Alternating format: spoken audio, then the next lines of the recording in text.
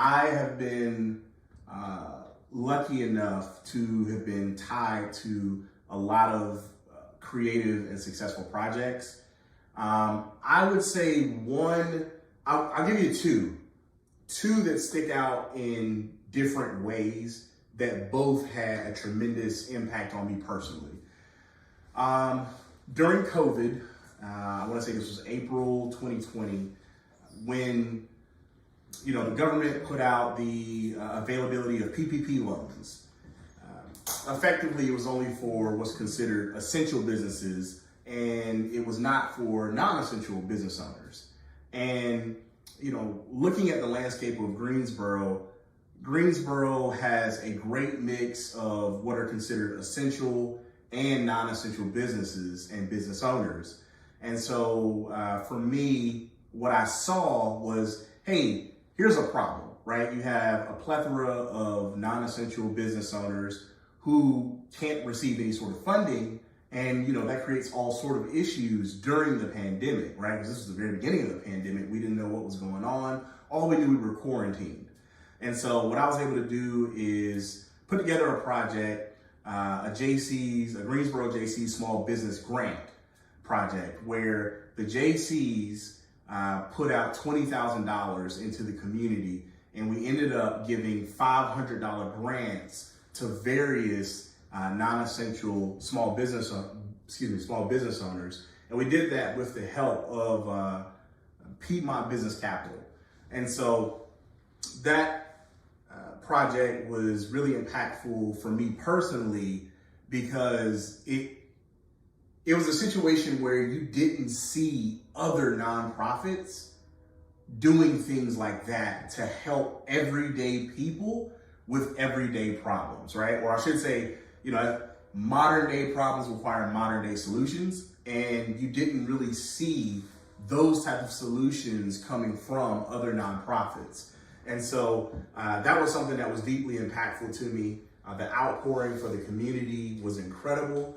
I was able to be, put on TV for a little bit, and, my phone and email was blowing up with people, trying to get in on the grant funding, and also just, pouring out their hearts to me, letting me know their situations and letting me know how much it meant to them that somebody in the community was thinking about them. So that's one project. Another project I'll give you, did this 2 years ago. So partnered with the Guilford County Black Attorneys Association, and we were able to put on a debate series for candidates running for office, for local office. So we put on 4 different forums, I should say debate forums.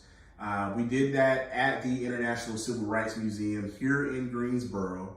And we had everybody from, people running for state representative, city council, the clerk.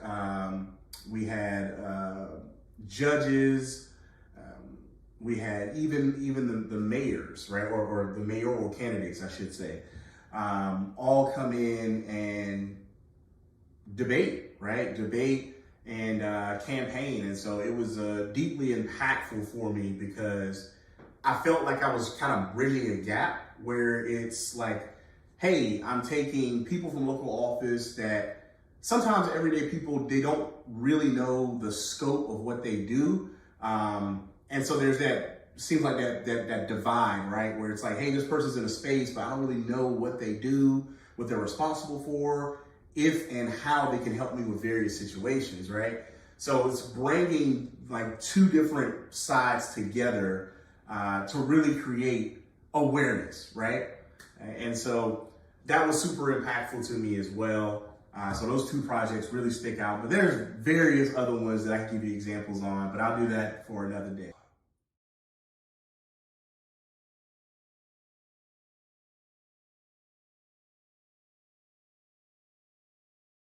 So I'd really say I'm going to give you an unconventional answer. What the number one skill is the willingness to be out there. And what I mean by that is hey, the way that nonprofits work for the most part is you need volunteers. And so you got to have somebody who's willing to volunteer, right? Somebody who's willing to step out there and say, hey, I'll do it, right? I'd say that's probably the biggest skill set that you need to be successful or to navigate the non-professional space. Outside of that, I would say you don't have to be an extrovert. You don't have to be an extrovert. I do think you do need to learn, though, how to make meaningful connections, because there are a plethora of people within the nonprofit space that you're going to bump into who are movers and shakers, who are people who can take you, from one spot to a spot that you're trying to get to. Even if you're looking for something like mentoring, right? There's people who have been there and done that, who have already in places or already have gone to spaces that you want to be in, right? So it's an incredible leveraging tool for your network. So I'd say those are probably the biggest two skill sets, right?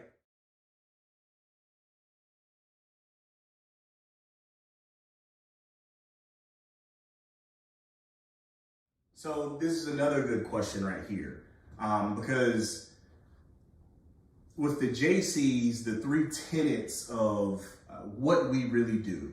Number one is volunteer work. Number two is community engagement. Number three is young professional development. And that's not in any order. I'm just saying those are the three tenets of what we do.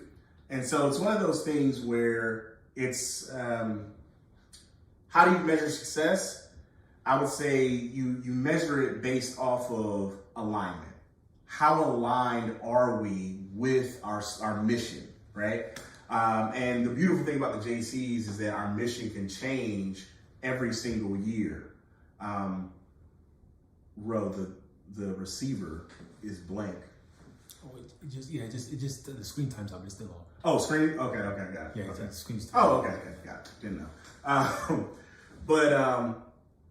But yeah, so you measure through alignment, and so how do you do that, right? So when you're coming up with quality projects for the year, the first question you have to ask is, how does this align with the organization's mission and vision for the year, right?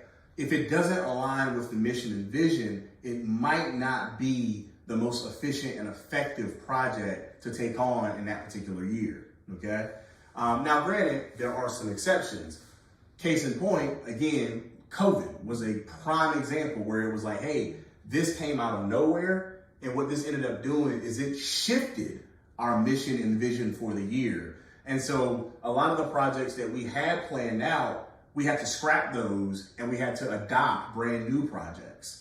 So that's how I would say you measure it.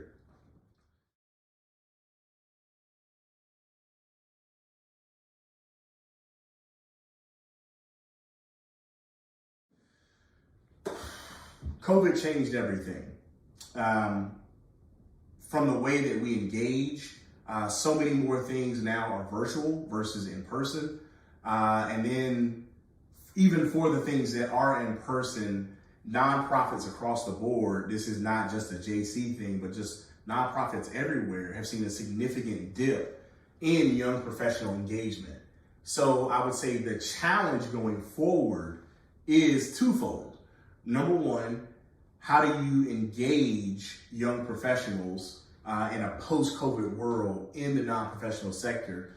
And then number two, within that, how are you developing the young professional leaders of tomorrow when it comes to nonprofit work?